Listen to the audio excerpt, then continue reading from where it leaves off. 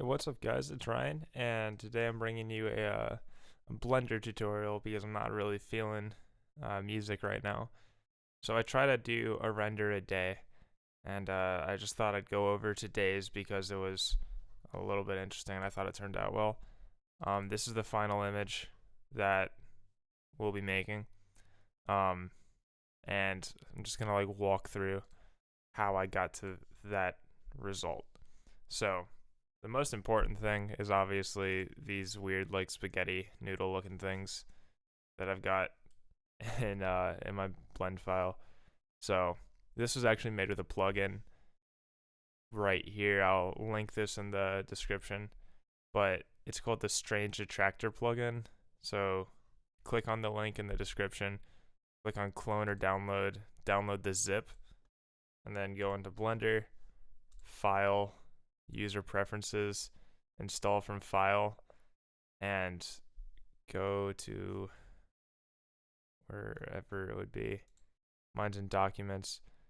You're gonna have to unzip the file.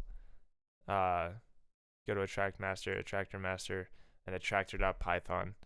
Click on it, install from File, and then it's in. You get stuff like this. I forget exactly which ones they were, but on a new layer, if you Shift A, curve, then this attractors thing is going to be down here, and you've got all of these different options. I forget which ones I use because there's just like a lot, and they all kind of start blending together. If you just click on them, like you can get crazy stuff like that, and obviously stuff like this. So, but right here it's just a curve.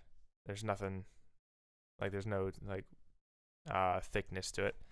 So if you Shift A, curve, circle, add a circle, make it a little smaller, click on the original thing. Over here in the curve menu, bevel object, Bezier circle, I think this would be 0.002. Yep. Click on the circle you just made, and all of a sudden you've got some thickness to it, and you can just like set up your camera and do weird stuff. And yeah. So I just found a few of those that I liked the look of, positioned them where I liked the look of them. Excuse me. I made this empty right here. Made that the focus, put a little bit of depth of field on the camera. This material is just diffuse and glossy, with Fresnel as the mix factor. The background is just like a light blue, with white glossy Fresnel. That's about it right there. I've got these settings and the color management, raw type. I can show you what the other ones look like and why I went with raw. So this is default. It's just got too much. This is RRT. This is film. This is log. And then raw just looked the best.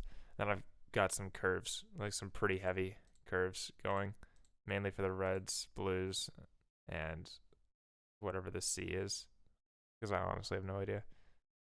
I know it's just overall.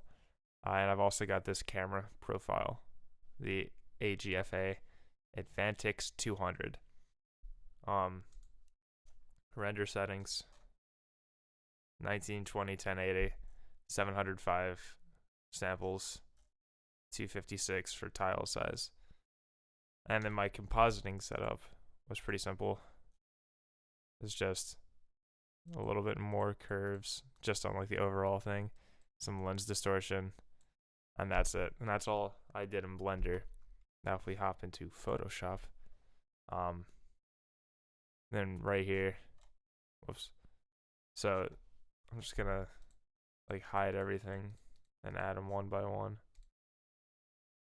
So the first thing I added was these scratches, and this is just a scratch texture. This one right here. That's all it is. It's just black and white. Um, I threw that on top of it, made it overlay, made it 36% opacity because 100 was that. Just a little much. 36.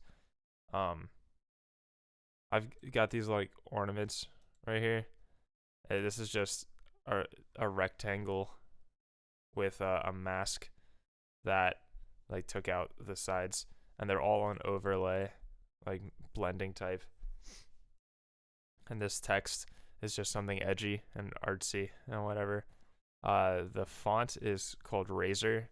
It was like $5 on some site. Totally worth it. It's a great font. I like it. And then I've got some curves right here, and that's all it is. And it kind of just brightens the image a little. We got a gradient fill. These are light leaks, I think they're called. And it's just a linear. I'll solo it. This is all it is. It's just a gradient like going across. It gets just slightly lighter in the bottom right. But it adds like a yellow tint to it. And then I've got another one, which is coming from the bottom right up. That's red, and it just puts like a filter sort of feel on it, or like an old school with the scratches. It gives it an old school photo feel. Then I've got a color fill that just has noise on it. How you do that is you click down here, solid color, pick a solid color, filter, noise, add noise, then you're done. Set it to overlay, drop the opacity down considerably. Color balance, just on top of that. And these are the settings, just a little bit red, a little bit green, a little bit blue on shadows, midtones, a little bit red, a little bit green, or a little bit magenta, my bad. Highlights, nothing in highlights. And that is how I made this image. Yeah, it's pretty simple. 99% of this comes from the plugin that makes this nonsense right here. Super lucky that I found it. I really enjoy it. I'm probably gonna be using it a ton more. Shameless plug. If you want to follow my work, Instagram.com/rwd_design. This is the kind of stuff I do. If you want any sort of like tutorials on anything I've done, just let me. There's my 1080. If you want any sort of tutorials on anything I've done, just let me know and I'll get one to you. So yeah, that's the video. If you have any questions, be sure to let me know. Comment, subscribe, like, do all of that nonsense. If you've got any questions, let me know. I already said that. But yeah, I'm Ryan. See you in the next video.